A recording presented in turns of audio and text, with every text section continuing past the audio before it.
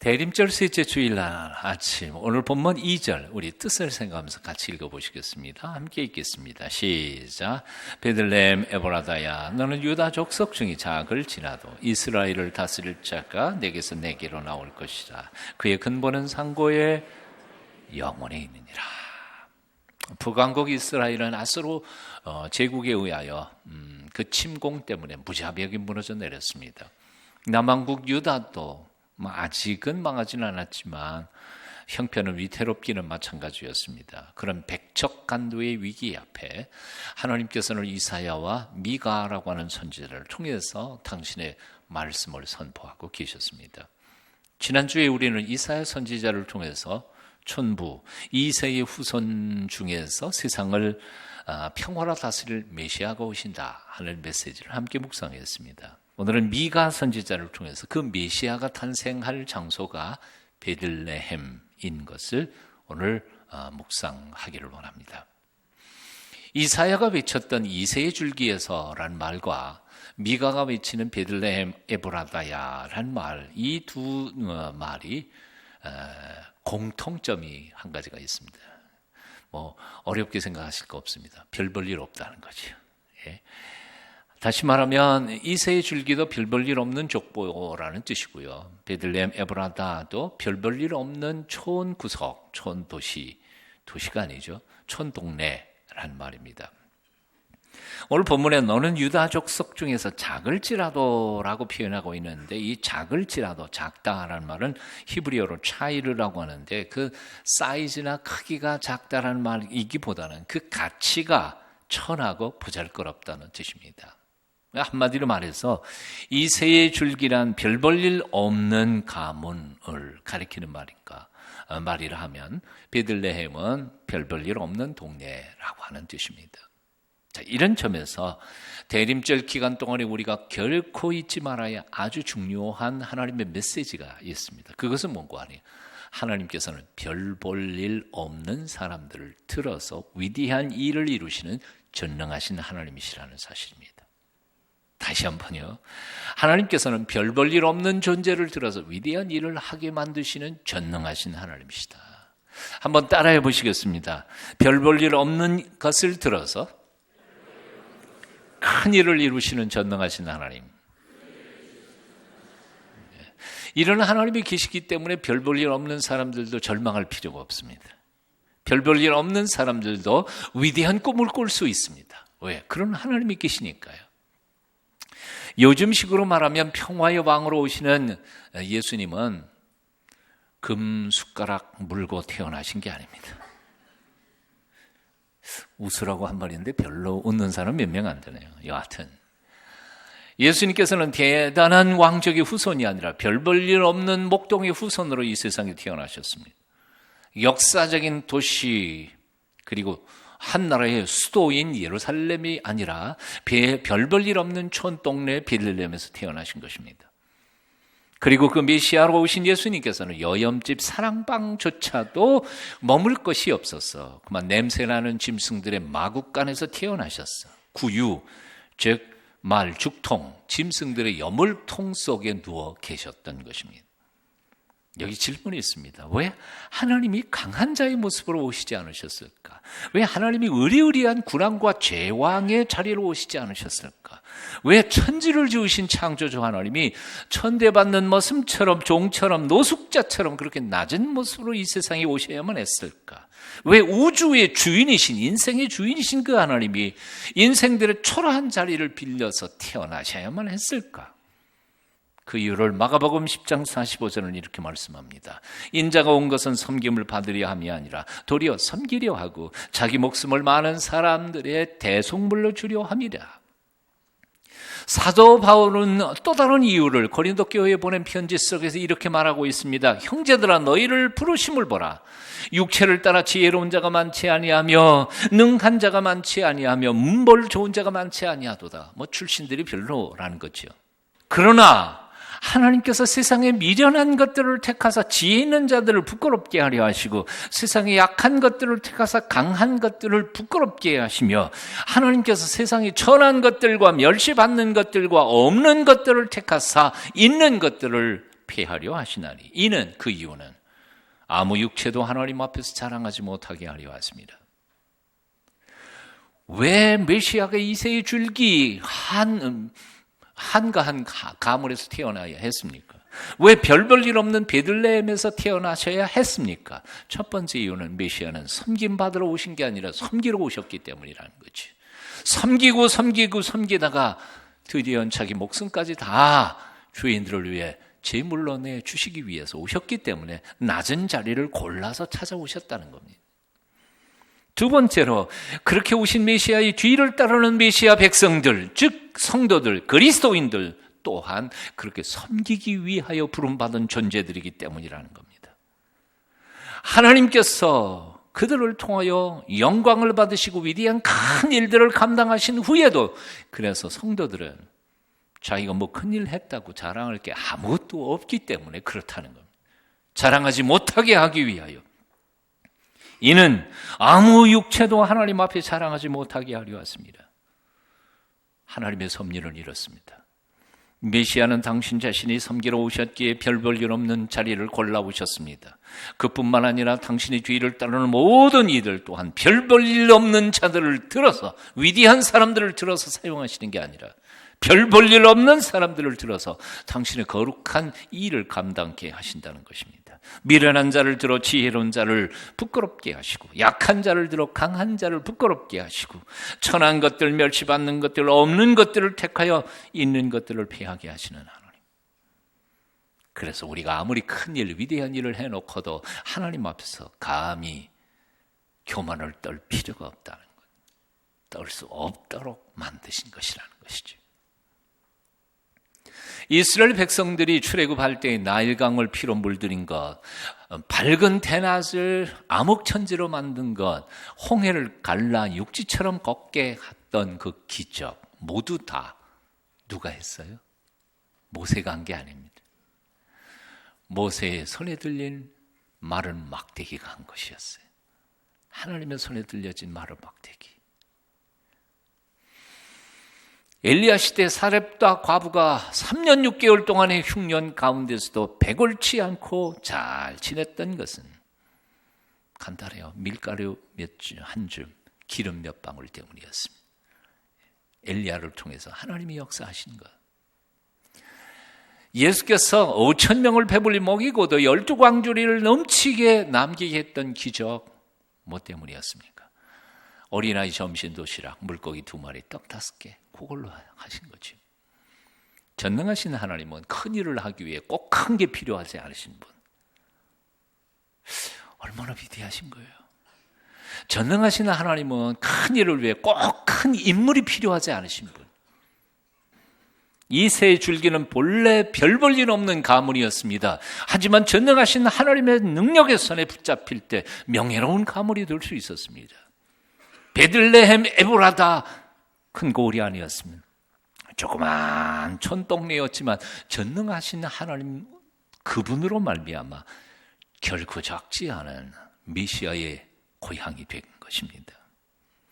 작지만 작지 않은 베들레헴, 작지만 결코 작지 않은 이새의 가문.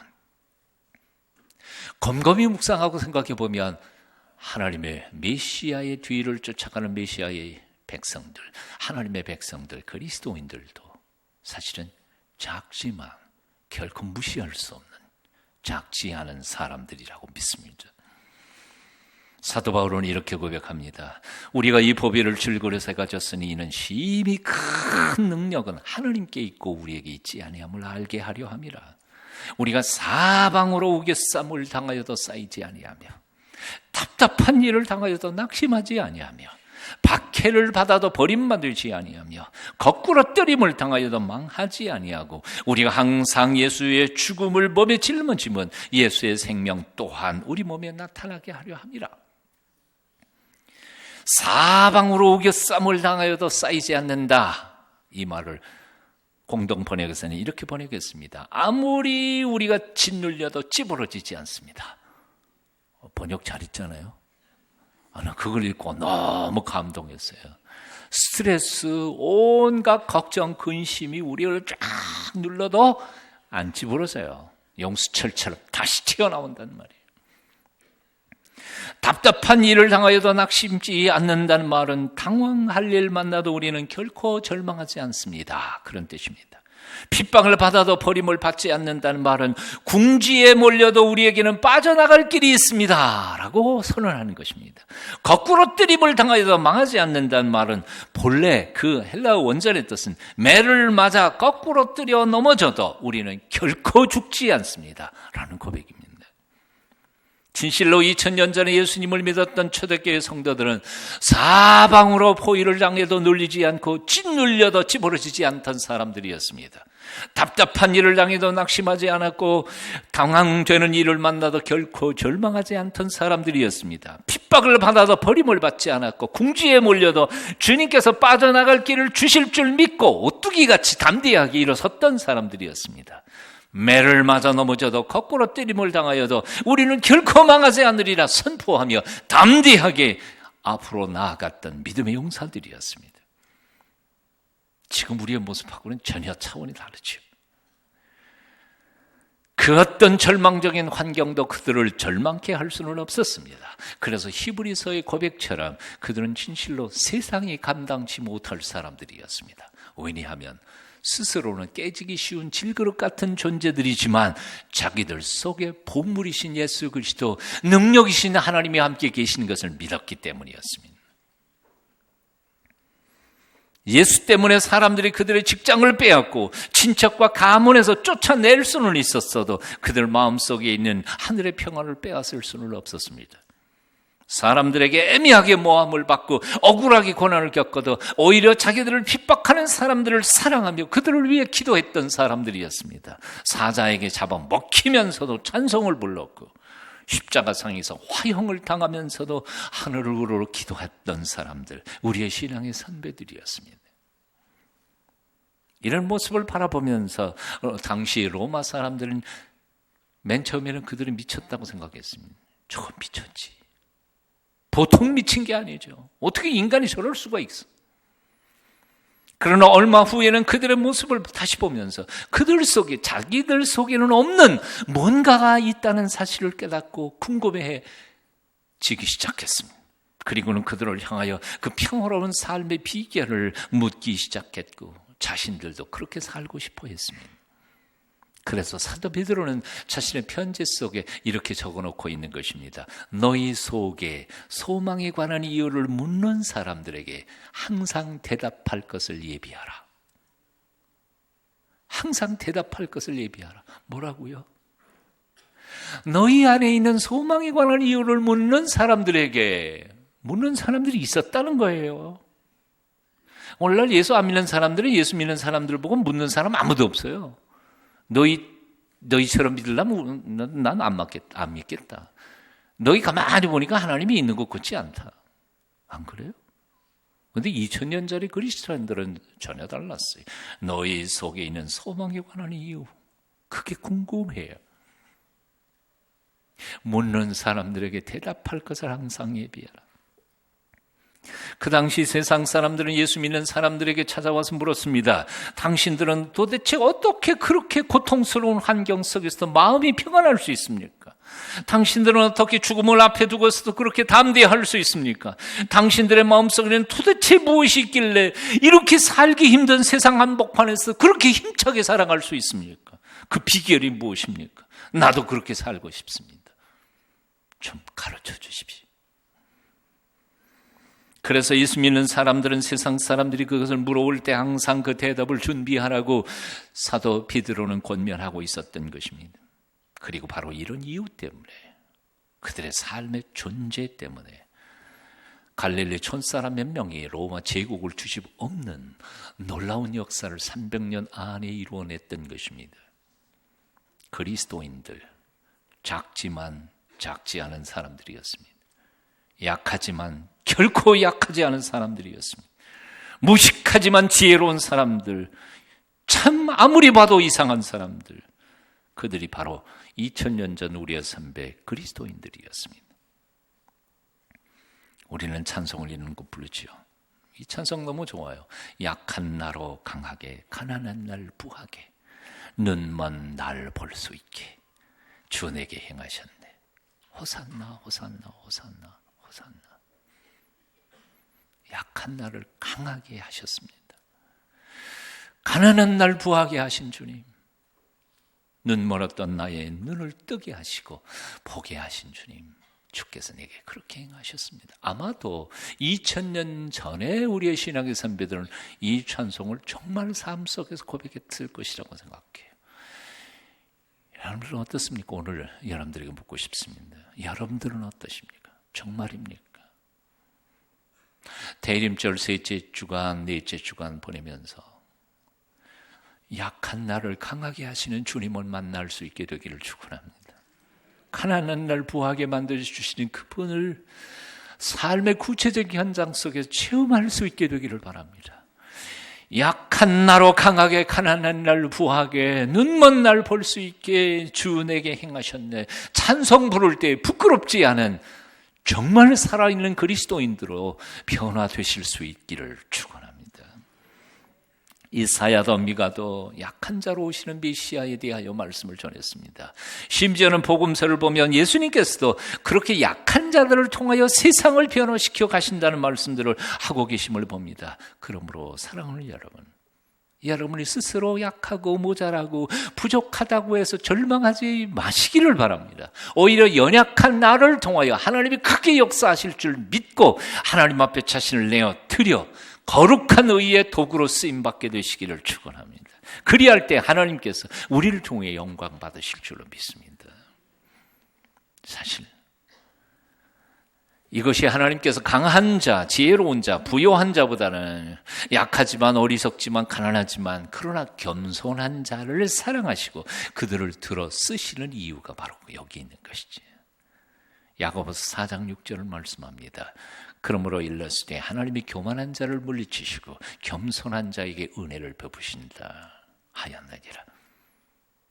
스스로 강하다 하는 사람 하나님 사용하실 수가 없어요. 나 똑똑해 그런 사람 하나님께서 지혜롭게 쓰실 수가 없어요. 오히려 겸손한 자를 하나님이 쓰셔요. 그래서 여러분 운동할 때도 그렇고요. 제일 먼저 실력을 늘게 하는 방법이 뭔지 아세요? 힘 빼는 거예요. 힘 빼는 거예요. 힘 빠진 사람이 실력이 늘어요. D.L. 무디는 120년 모세의 생애를 다음과 같이 평가를 했습니다. 모세는 40년 동안 애굽 궁궐에 살면서 자신이 뭔가 특별한 사람이라고 착각했다. 그리고 그 다음 40년 동안 미디안 광야에서 양을 치면서 자신이 별것도 아니라는 사실을 깨닫기 시작했다. 그리고는 마지막 40년 동안 하나님께서는 별 볼 일 없는 자를 들어서 별 볼 일 있는 위대한 일을 시키시는 전능하신 하나님이신 것을 체험했다. 여러분은 혹시 스스로 특별한 자라고 생각하십니까? 겸손하십시오. 전능하신 하나님을 만나십시오. 그분 앞에 겸손히 머리를 숙이며 그의 전능하신 능력의 손에 붙들림 받은 진짜 위대한 사람이 되시기를 축원합니다.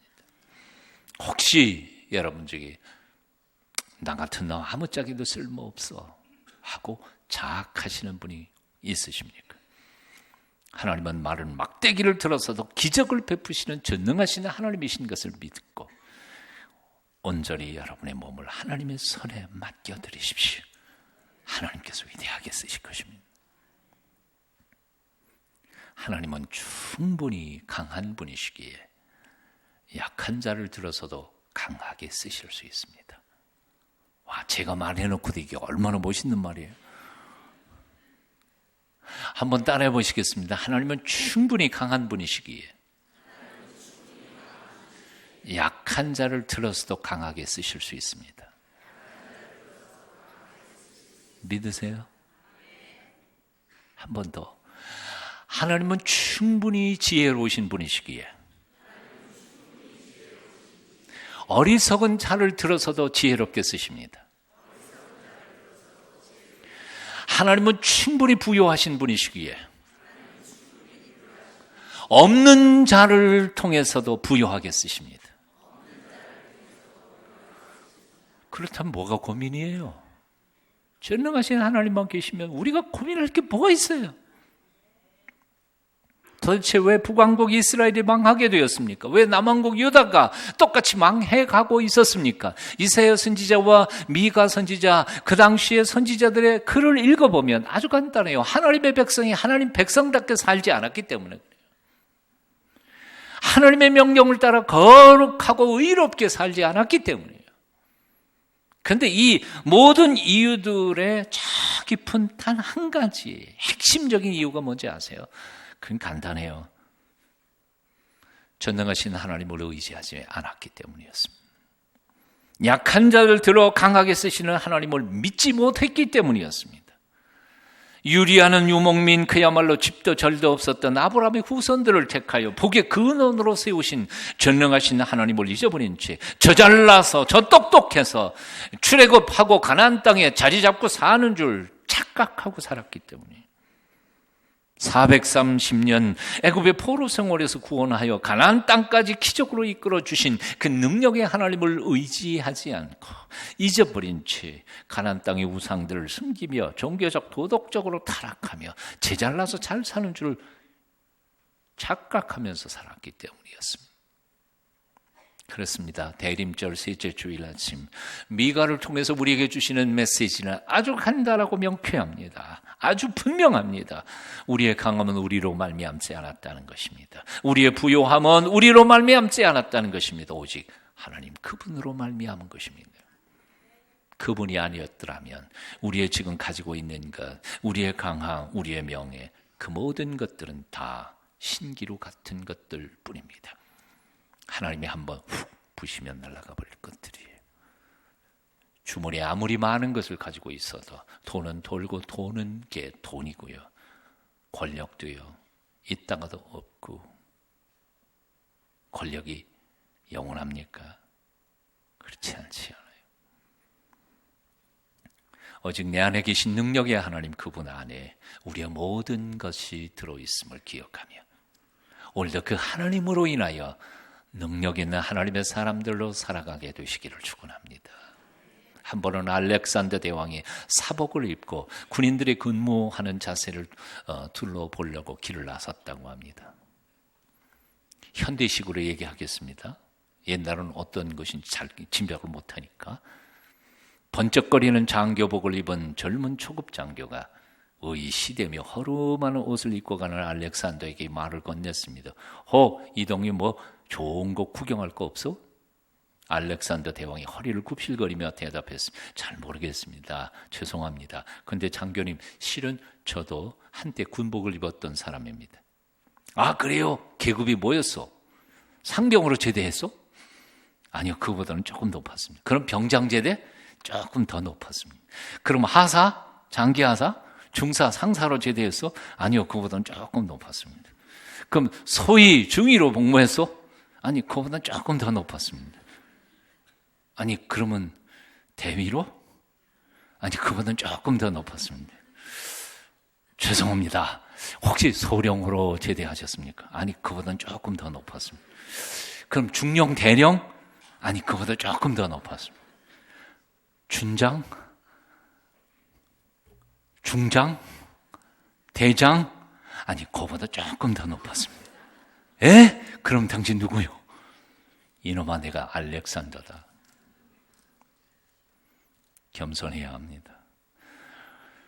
우리가 아무리 번쩍거리고 대단한 것 같아도 우리는 그저 깨지기 쉬운 질그릇이라는 사실을 우리는 잊지 말아야 합니다. 우리의 가치는 우리 안에 계시는 살아계신 능력의 예수 그리스도 그분에게 있다는 사실을 기억하며 그분만을 의지하며 그분에게 소망을 두고 살아갈 때 삶이 아무리 처절하고 힘들고 어렵다 할지라도 우리는 넉넉히 세상을 이기며 살아갈 수 있을 줄로 믿습니다. 오늘도 그분이 여러분 마음속에 보물로 능력으로 함께 계시기를 축원합니다.